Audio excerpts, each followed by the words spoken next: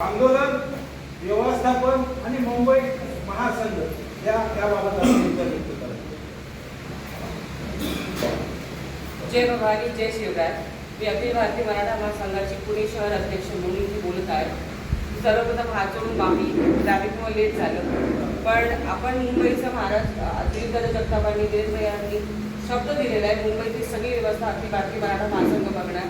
माझ्यापैकी जेवढ्या महिला असतील त्या पुण्यातनं महाराष्ट्रातलं तिथं येणार.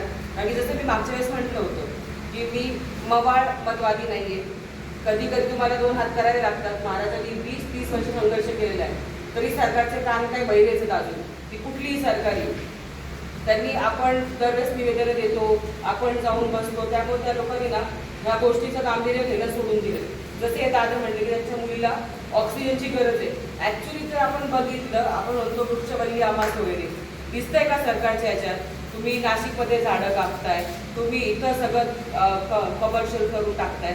आमच्या पुढच्या पिढीसाठी तुम्ही काही ठेवणार आहात का नाही, हा प्रश्न विचारलं. आणि प्रत्येकाने जबाबदारीने आपल्या घरातल्या 2 व्यक्तीने तरी महाराजांना तिथं जाऊन पाठिंबा देणं खूप खूप गरजेचं आहे. त्यामुळे महाराज अखिल भारतीय मराठा महासंघ आणि महिला आघाडी तुमच्याबरोबर सदैव असणं हा माझा शब्द आहे. आणि दादांनी तर सांगितले होते की मुंबईमध्ये आपल्याला कुठल्याही गोष्टीला कमी पडणार नाही. वेळ प्रसंगी आपण तिथं राहायची आली ना, राहायची व्यवस्था पण आपण तिथं करणार. तिथं स्वयंपाक करायला लागला, 15 दिवस महिना राहायला लागला तरी आम्ही सगळे सुद्धा आहोत. कल्पनाताई आहे. आंतरराष्ट्रीय लेवलचं सोशल मीडियाचं खूप मोठं कार्य आहे. काही पुन्हा मनोगत थोडं व्यक्त करायचं आहे.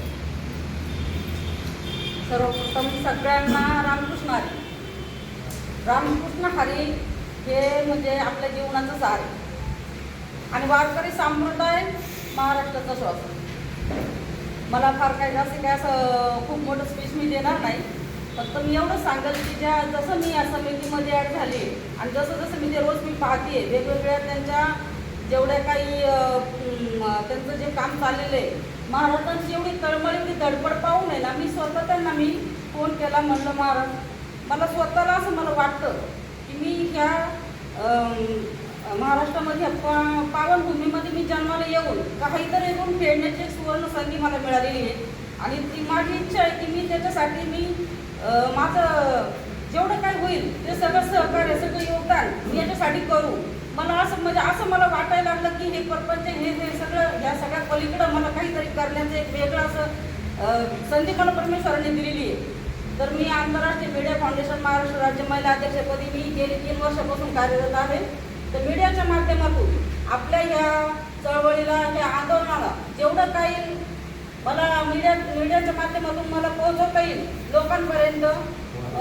माझं मी गेल्या आठवड्यामध्ये ना मुख्यमंत्री देवेंद्र फडणवीस साहेबांना पत्र दिलेलं आहे.